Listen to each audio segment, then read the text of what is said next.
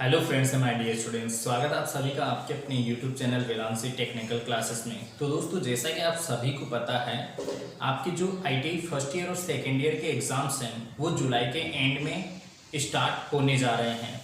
आप सभी को पता होना चाहिए आईटीआई फर्स्ट ईयर और सेकेंड ईयर के वे एग्ज़ाम्स जो पिछली बार नहीं हो पाए थे, और फर्स्ट ईयर और सेकेंड ईयर वाले ऐसे स्टूडेंट्स जिनका जो अभी रिजल्ट आया है उसमें कोई पेपर जो है ड्यू रह गया, कोई पेपर बैक रह गया, तो उसका जो एग्ज़ाम है, मतलब पहले जिन विद्यार्थियों का एग्ज़ाम नहीं हुआ था और जिनका बैक पेपर है, उन सभी का एग्ज़ाम जो है जुलाई के एंड में स्टार्ट होने जा रहा है। तो दोस्तों, आप सभी जो है पढ़ाई पर लग जाइए। लगभग 1 महीना बचा है आप लोगों के पास। तो आप लोग जो है बिल्कुल बढ़िया से जो है आपके सब्जेक्ट के ऊपर अच्छे से अच्छी कमांड करके जाएं मेन एग्जाम्स में, ताकि आपको जो है वहाँ मेन एग्जाम्स में किन्हीं प्रॉब्लम्स का सामना ना करना पड़े। तो दोस्तों, इसी कड़ी में जैसे कि आप सभी को पता है, यदि आप लोग जो है इलेक्ट्रीशियन ट्रेड के स्टूडेंट हो, तो इलेक्ट्रीशियन ट्रेड के जितने भी सब्जेक्ट्स हैं उन सभी सब्जेक्ट की तैयारी जो है आप लोगों को इस यूट्यूब चैनल के माध्यम से करवाई जाती है। अतः दोस्तों, आप लोग जो है इस YouTube चैनल को सब्सक्राइब करें और साथ ही साथ जो है आईटीआई के अन्य कोई आपके फ्रेंड्स हैं उनके साथ भी इसे शेयर करें। तो दोस्तों, लास्ट वीडियो में जो है मैं आईटीआई फर्स्ट ईयर वाले स्टूडेंट्स के लिए जो है इलेक्ट्रीशियन थ्योरी सब्जेक्ट के कुछ महत्वपूर्ण क्वेश्चन आंसर लेकर आया था। आज की इस वीडियो में जो है ITI second year electrician trade जो है उसके लिए जो है आज की इस वीडियो में दोस्तों मैं क्वेश्चन आंसर जो है इलेक्ट्रीशियन थ्योरी सब्जेक्ट के डिस्कस करूंगा। तो दोस्तों, आप लोग जो है वीडियो को अंत तक जरूर देखेगा। और दोस्तों, ये मेरा विश्वास है, आप लोग विश्वास कीजिए कि जो क्वेश्चन आंसर मैं डिस्कस करूंगा सेम पेपर पैटर्न जो है वैसा ही आता है। एग्जाम में जो है आपके क्वेश्चन सेम वैसे ही पूछे जाते हैं। तो ठीक है दोस्तों, स्टार्ट करते हैं। तो ठीक है दोस्तों, सेकेंड ईयर का फर्स्ट क्वेश्चन आप लोग देख पा रहे हो। फटाफट डिस्कस करूंगा दोस्तों मैं। आज की इस वीडियो में जो है लगभग 20 क्वेश्चन जो है मैं आपको बताने वाला हूं। तो आप लोग जो है वीडियो को अंत तक जरूर देखेगा। फर्स्ट क्वेश्चन है दोस्तों, डीसी जनरेटर में एक्स के रूप में चिन्हित भाग है। ये एक्स के रूप में है दोस्तों, इसे कहते हैं commutator riser. Question number second है दोस्तों, डीसी जनरेटर का नाम क्या है। अब देखो दोस्तों, डीसी जनरेटर जब उसमें श्रेणी फील्ड और संट फील्ड, ये श्रेणी है ये संट है, श्रेणी संट हो तो ये क्या कहलाता है, संचय कहलाता है, कंपाउंड कहलाता है। ठीक है। अब यहाँ पे दोस्तों एक इस दिशा में जा रही है और एक इस दिशा में जा रही है करंट। ठीक है। ये करंट जो है इस दिशा में जा रही है, ये करंट इस दिशा में जा रही है, तो इसे कहेंगे दोस्तों डिफरेंशियल लॉन्ग संट कंपाउंड। अब देखो, लॉन्ग संट होता है पहले श्रेणी है बाद में संट है, तो ये क्या हो गया, लॉन्ग संट हो गया, लॉन्ग संट कंपाउंड हो गया। डिफरेंशियल क्यों हुआ, क्योंकि एक तीर का निशान इधर जा रहा है और एक इधर जा रहा है, तो आंसर आ जाएगा option A. Next question number third, DC generator में प्रेरित ईएमएफ की दिशा ज्ञात करने के लिए किस नियम का। डीसी जनरेटर के लिए लेते हैं दोस्तों फ्लेमिंग का दाएं हाथ का नियम। जनरेटर फ्लेमिंग का दाएं हाथ का नियम, मोटर की घूर्णन की दिशा फ्लेमिंग के बाएं हाथ का नियम। जनरेटर दाएं हाथ में, मोटर बाएं हाथ में, जनरेटर दाएं हाथ में, मोटर बाएं हाथ में। तो यहाँ पे ऑप्शन देखोगे ए बी सी, तीनों ऑप्शन में नहीं है ये।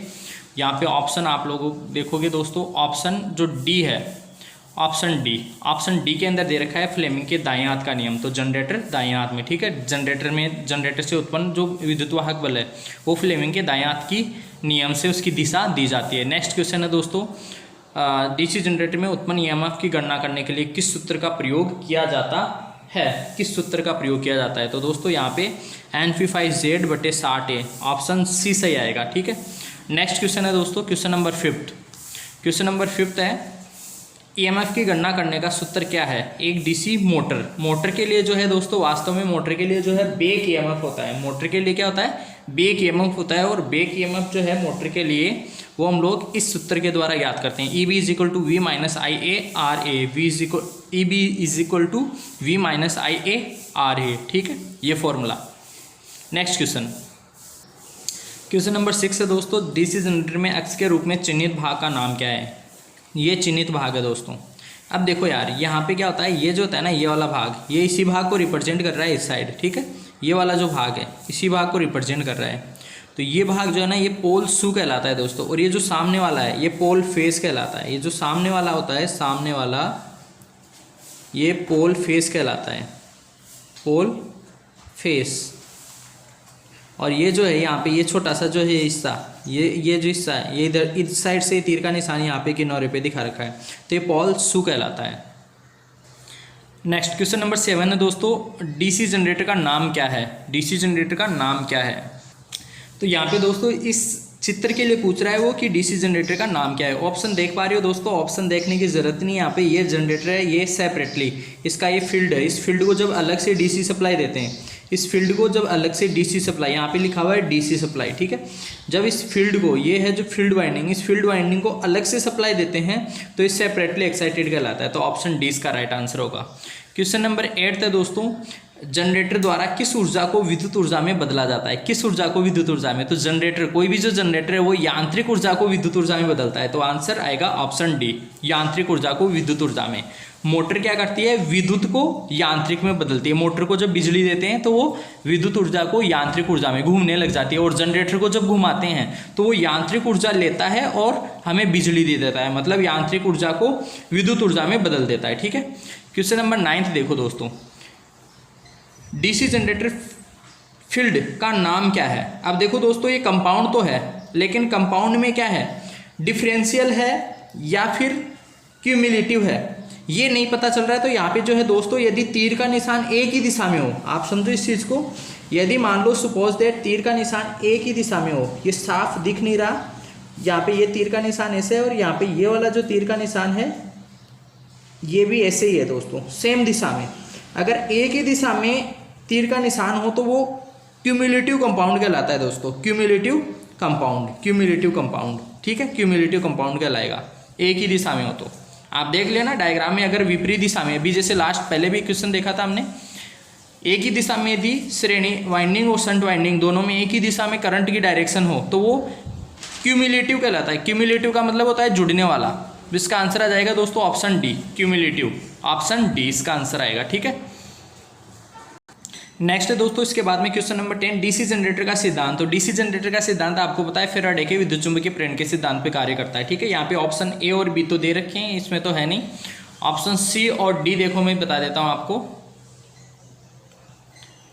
ऑप्शन सी ये रहा, फ्लेमिंग के दाहिने हाथ से हम दिशा ज्ञात करते हैं, और जो डीसी जनरेटर वो काम करता है फैराडे के विद्युत चुंबकीय प्रेरण के सिद्धांत पे, तो ऑप्शन डी इसका राइट आंसर आएगा।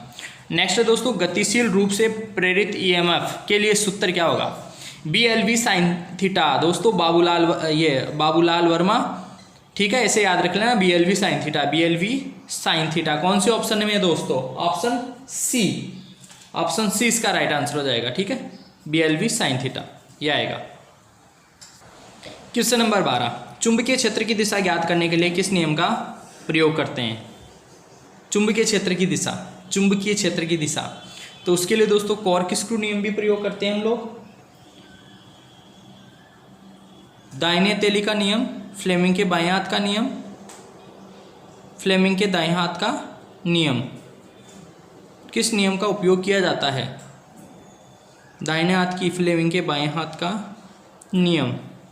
यहाँ पे दोस्तों ये जो क्वेश्चन है डायरेक्शन ऑफ मैग्नेटिक फील्ड, ये थोड़ा सा क्वेश्चन जो है वो गलत है यहाँ पे बेसिकली, क्योंकि इसका जो आंसर है वो दे रखा है दोस्तों फ्लेमिंग के दाएं हाथ का नियम। इस हिसाब से ये जो क्वेश्चन है ये होना चाहिए था कि जो डायरेक्शन ऑफ डीसी जनरेटर है, यहाँ पे इस क्वेश्चन में डायरेक्शन ऑफ डीसी जनरेटर मतलब डीसी जनरेटर की दिशा, ऐसा आना चाहिए था। या फिर वास्तव में इस ऑप्शन के हिसाब से जो है इसका क्वेश्चन ऐसा होना चाहिए था, डीसी जनरेटर में जो उत्पन्न ईएमएफ है, डीसी जनरेटर में उत्पन्न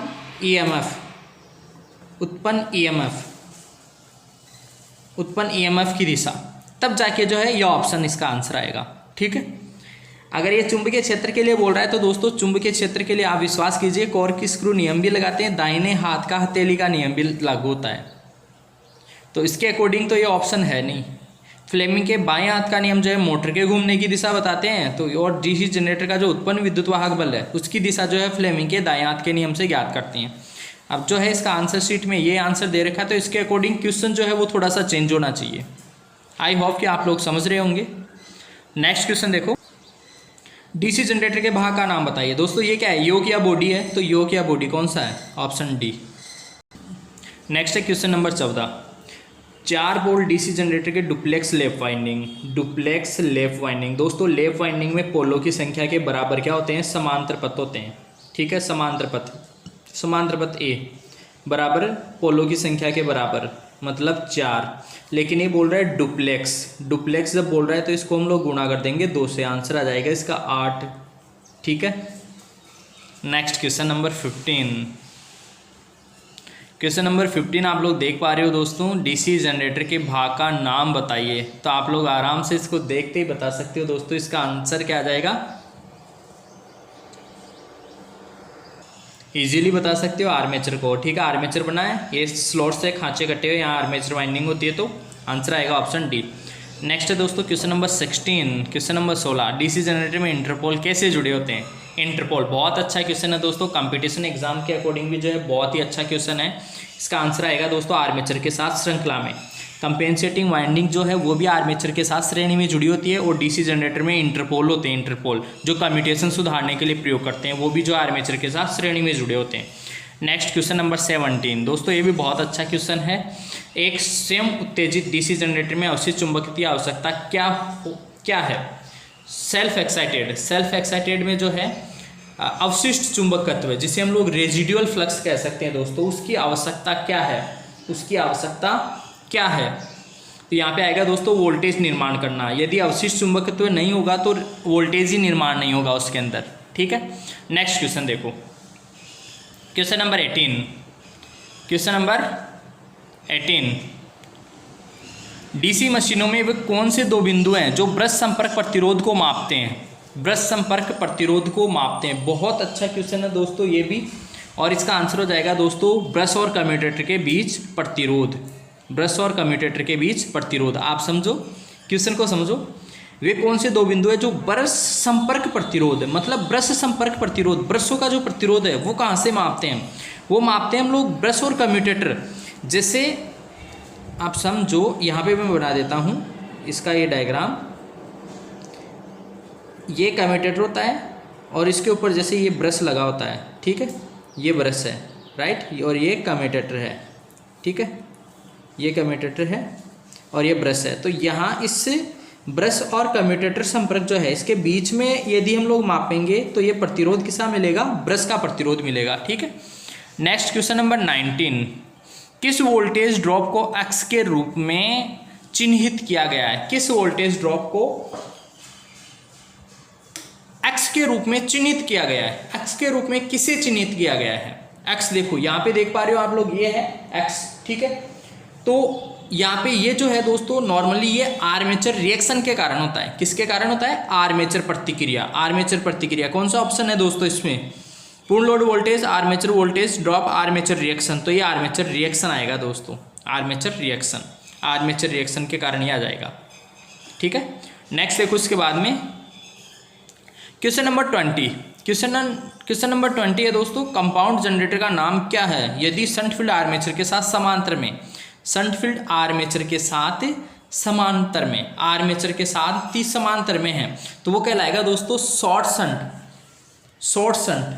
क्या कहलाएगा दोस्तों? Short shunt. आर्मेचर के तुरंत यदि शंट है तो ये लघु शंट कहलाएगा, शॉर्ट शंट। ठीक है, लघु बोलते हैं, शॉर्ट को हिंदी में बोलते हैं लघु।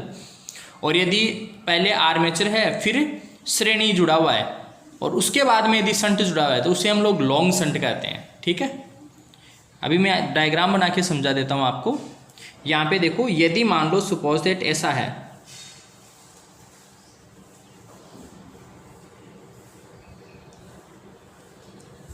अब यदि ये शंट है तो ये कहलाता है लॉन्ग शंट। ठीक है, ये आर्मेचर है, ये श्रेणी क्षेत्र कुंडलन और ये शंट, तो ये लॉन्ग शंट कहलाता है, लॉन्ग। और शॉर्ट कहलाता है दोस्तों यदि आर्मेचर के तुरंत शंट में क्या हो? शंट फील्ड वाइंडिंग हो, और उसके बाद में क्या हो? श्रेणी वाइंडिंग हो। इसके बाद में क्या हो? ऐसे जैसे श्रेणी वाइंडिंग हो, तो ये कहलाता है शॉर्ट शंट। तो ये इसी का क्वेश्चन था। कंपाउंड जनरेटर का नाम क्या है यदि शंट फील्ड आर्मेचर के साथ समांतर में हो, ठीक है, तो ये शॉर्ट शंट कहलाएगा, लघु शंट कहलाएगा। तो आज के इस वीडियो के दोस्तों ये टॉप जो है 20 क्वेश्चन थे दोस्तों। विश्वास कीजिए पेपर जो है ऐसा ही आएगा, पेपर में सेम ऐसे ही क्वेश्चन आएंगे, ठीक है। तो आप लोग बिल्कुल अच्छे से तैयारी करें, बिल्कुल बढ़िया से जो है धमाकेदार तैयारी करें दोस्तों। और भी कोई दिक्कत वगैरह आ रही है आप लोगों को तो आप लोग जो है जो डिस्क्रिप्शन है उसके अंदर व्हाट्सअप नंबर गिवन है, उसके ऊपर जो आप लोग मैसेज करके जो है और डिटेल्स वगैरह जो भी जानकारी आपको चाहिए वो प्राप्त कर सकते हो, ठीक है दोस्तों। मिलेंगे आपसे नेक्स्ट वीडियो में कुछ नई इन्फॉर्मेशन के साथ, तब तक के लिए आप सभी को बहुत बहुत धन्यवाद।